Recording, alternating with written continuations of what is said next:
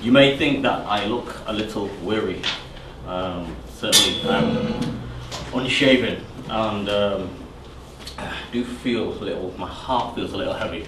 And that isn't just about the celebratory times we had last night and the late night performing poetry, but also this project, looking at if you stay in the area, because it's a story of pillage, plunder, rape, barbarism, and if you stay in that zone for a long time, it can get depressing.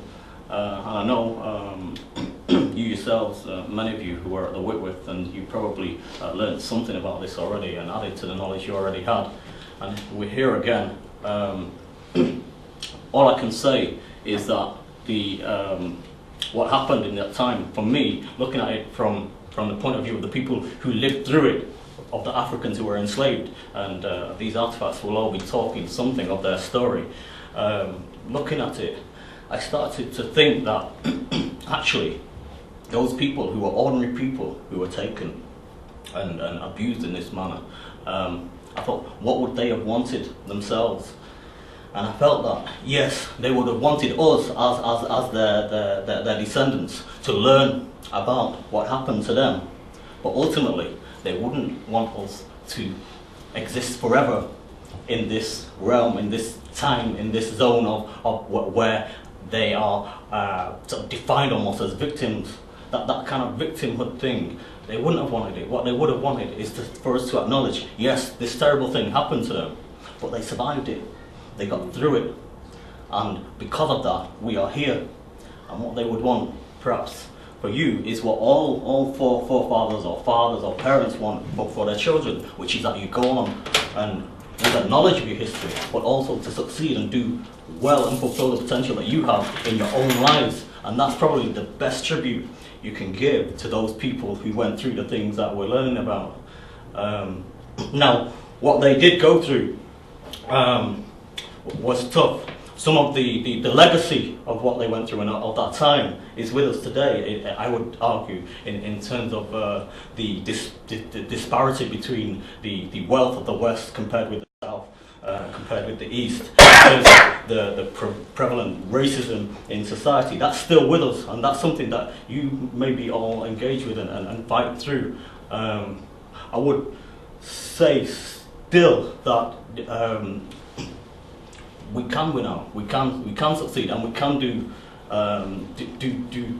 pay tribute, do justice, or correct that injustice that they suffered by what we do with our own lives.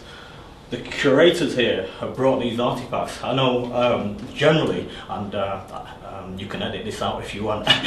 Generally, as I go through the world of museums, they're usually predominantly white people, and there's a certain irony in these white people controlling these objects, this history, this heritage that is actually stolen, in a sense, from Africa.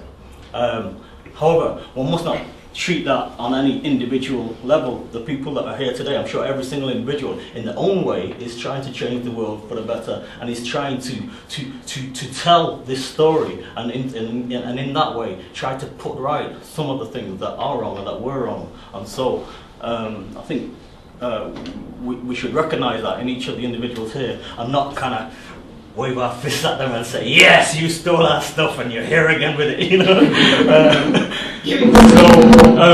What was that? Give it back. Yeah.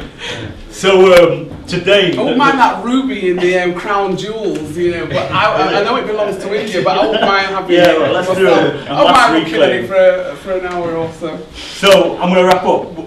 The curators from the two museums, Manchester Museum and Manchester Art Rally, that brought these artifacts here, you're going to be able now to have a look at them, talk with the curators, or ask them if you want, and I'm sure you may, what they signify, what they are, and what you think their origins are.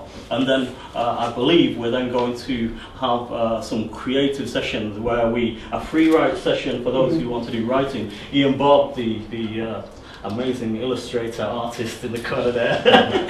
He's got a visual art session going, and Annette, who everyone tells me is overqualified as a singer and writer too. Sorry, Peter. We've got two different organisations here today. We've got the Art Gallery, Manchester Art Gallery, and we have got Manchester Museum. Some of you have already read some of your poetry at Mosey, and some of you went to the Whitworth Art Gallery. It's all a part of the Revealing Histories projects that have been taking place throughout the city, and throughout, I think not just here, I think it's quite, is it a northwest front? Yeah, Greater Manchester as well. So the artefacts that we've got are, on this side, are actually from Manchester Museums. And Manchester Museums have actually seen some of their artefacts, actually went and had a look at them, and also saw them at the carnival.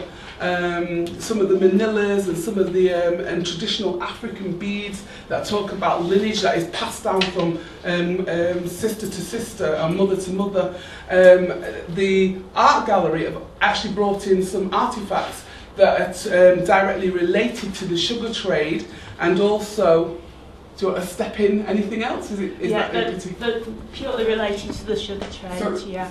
Which is kind of has a link to the Empire and the Trade and Empire exhibition at Whitworth Art Gallery that you also responded to. So now I'm going to shut up because it's about you guys getting up, if you like, from your seats, coming and having a look at the artefacts and discussing what you see, what you think, what you feel about the history that is our history, that is also a bit hidden, but now being revealed.